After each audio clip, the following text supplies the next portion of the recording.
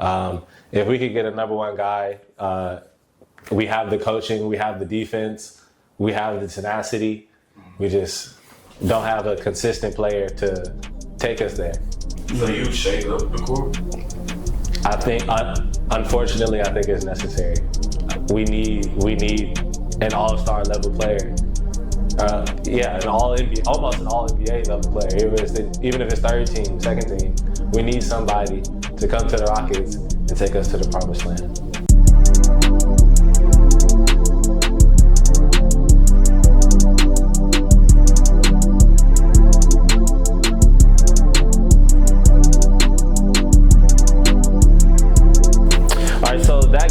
A good look at where the Rockets stand, but do you think it could translate to the bigger picture? Do the Rockets have what it takes to make some noise in the playoffs? What is make noise? How far do you think the Rockets can go in the playoffs this season? I think with the right matchup, I believe we can make it to the Western Conference Finals. Now, obviously, that's going to be tough, of course, and I feel like a lot of teams, pretty much a lot of those teams in the Western Conference is looking at us as jokes, as non-contenders in a sense. And to a certain extent, I don't blame them. We're young, we're raw, we're unknown. The same thing happened with OKC last year. They first started making the playoffs in a hot minute. We didn't know what to expect out of OKC. And obviously, they took Dallas all the way to 7 games. And this year, look out. So I feel like with us, it's only going to be a matter of experience, a matter of us getting in there and showing what we can do. But I feel like the ceiling for us can be Western Conference Finals, depending on the matchup and depending on the level of play between Jalen Green, Amen Thompson, and Alperen Şengün. One of those guys going to have to step up and be that definitive one that's going to carry our team consistently. Yeah, consistently. That's the main key, consistently. But I feel like somebody's going to step up into that role. Hopefully, as a Rockets fan, of course, I'm praying. We should be fine. But the ceiling is the Western Conference Finals for me, depending on matchup. I think the ceiling for me is second round, but I'm just looking at it from the standpoint of in the NBA, especially when you get into the postseason, youth gets you past round one and the matchup goes right, but experience is what takes you places that you've never been before. Mm-hmm. You can look at the Timberwolves as a little bit of an aberration, because of the fact that while they are kind of youthful in their own sense as a bunch of young players that haven't really done much in the postseason up until that point that they beat the Nuggets, they were built to beat the Nuggets. Like, that is a matchup nightmare for the Jokic and Murray and boys up in Denver at that moment in time. Right. But when you get into the postseason, you can only take you so far. And we've seen that through the likes of so many teams.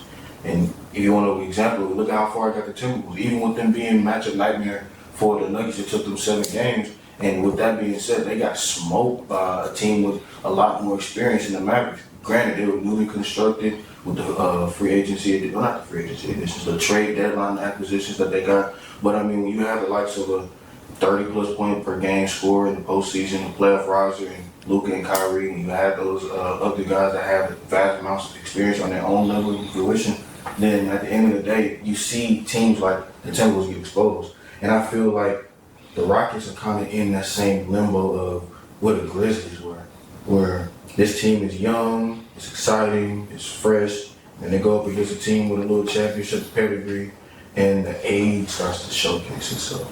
And I hope that that's not the case. I'm a knock on wood, but if I'm going head over heart, that's just how far I feel this Cinderella season for Houston can go. Pause. Are you subscribed to Check the Stat Podcast, man? While we on this pause, you make sure you go on that YouTube link and you subscribe to Check the Stat Podcast, or you're going to make my boy Maury sad, man. I'm going to do something crazy. I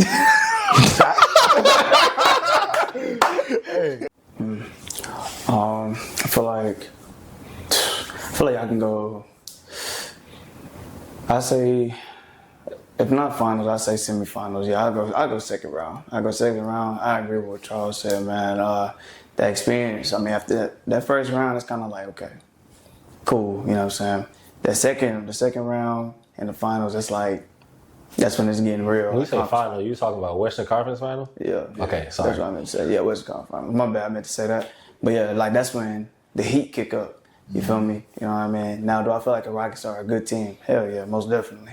But it's just later on, that's when the big dogs come to play. You feel me? That's when that experience start to kick in, and that's when like crunch time, like that's when they kick in, man. So If they make it to the Western Conference Finals, which very likely is going to be the Thunder, is that really much of an age gap? the Thunder, the youngest team in the league, I But I think. feel like what separates the Thunder from the Rockets is like while we're still trying to figure out our offensive identity, they know theirs. Yeah, They got chemistry and they have a guy, consistent guy to go to. Yeah, the best defense in the league. So I mean, We ain't far off defensively, but we're nowhere close offensively. We just don't, and we don't have a guy. which is And we're not insane. consistent.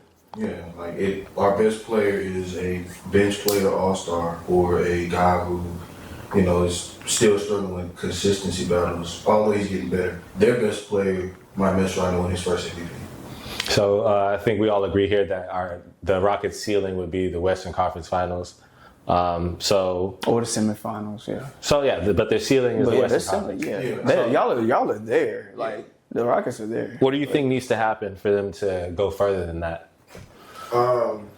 somebody has to emerge as that number one option. Obviously, somebody has to be consistent. Somebody has to want to demand the moment, wants to take on the pressure of being that one and executing down the stretch. I feel like every playoff team on the Western Conference has one guy that you know at the end of the day, if it's not Curry, if it's not Ja, if it's not Luka or Brian, depending, pick your poison. Shea, Jokic, Kawhi. The list goes on and on. It's one definitive guy that you know at the end of the game, that ball's gonna be in their hands. And realistically, they have a high percent chance of making that level of play. With us, I don't have no idea who it could be.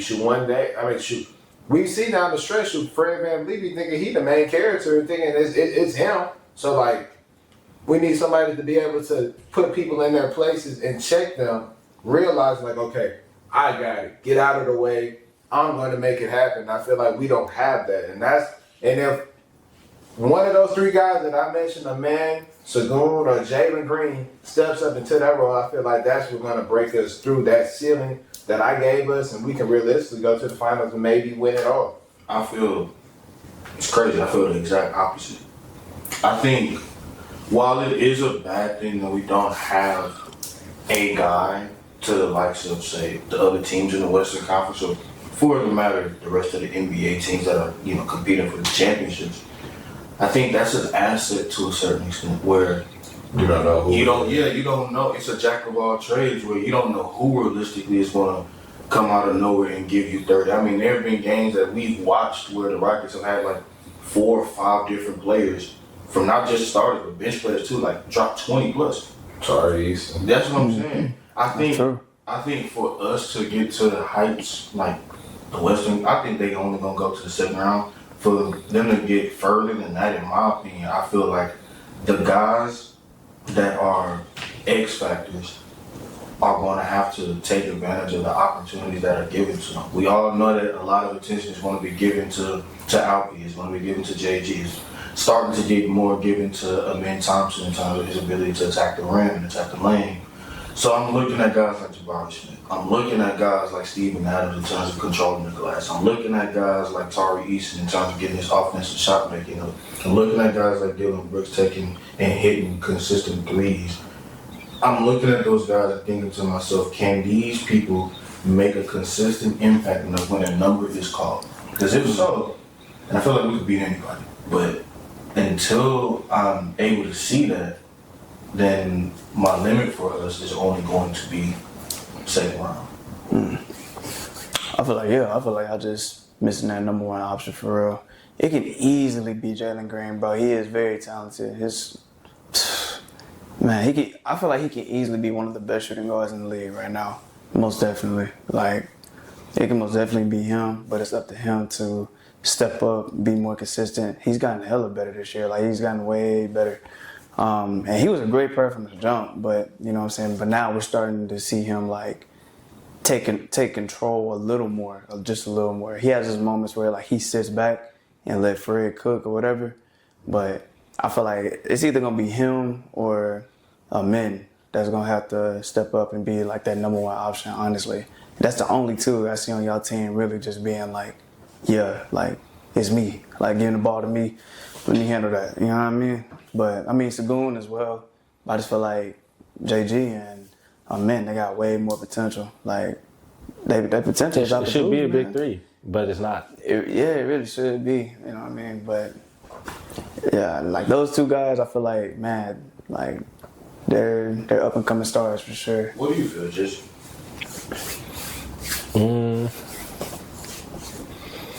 I don't think it's possible this season for them to get out of the Western Conference Finals. And even if they did, I don't think they got it and up for grabs right now.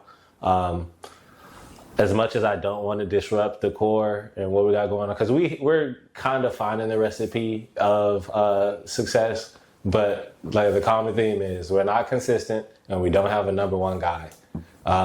If we could get a number one guy, we have the coaching, we have the defense, we have the tenacity. We just don't have a consistent player to take us there. So you shake up the core? I think, unfortunately, I think it's necessary. We need an all-star level player. An all-NBA, almost an all-NBA level player. Even if it's third team, second team, we need somebody to come to the Rockets and take us to the promised land. I feel like, we can conclude it after this. I feel like it's an unknown. And I just feel like it's being an unknown could be the biggest blessing of being a Rockets fan that like we could ever even imagine, because we've never seen these guys in this stage before. So like, Not in a long who's time. to say that one of these guys won't step up and be the star? Obviously, we can go off of what we've seen in the regular season, and that's a large body of work. But the playoffs is a whole different beast, and I wouldn't put it past. I wouldn't want to put it past the Rockets that they don't have that one guy that's going to end up stepping up and becoming that guy and being a playoff rival. That's what I'm hoping. Obviously, that's not what we've seen, and that's why y'all said y'all respected Manson's with. Obviously, I'm not going to argue with it because that's what's realistic. Mm-hmm. But I'm saying I'm not gonna put a cap on the potential of what one of those guys can end up becoming in the most important time of the year, which is the playoffs.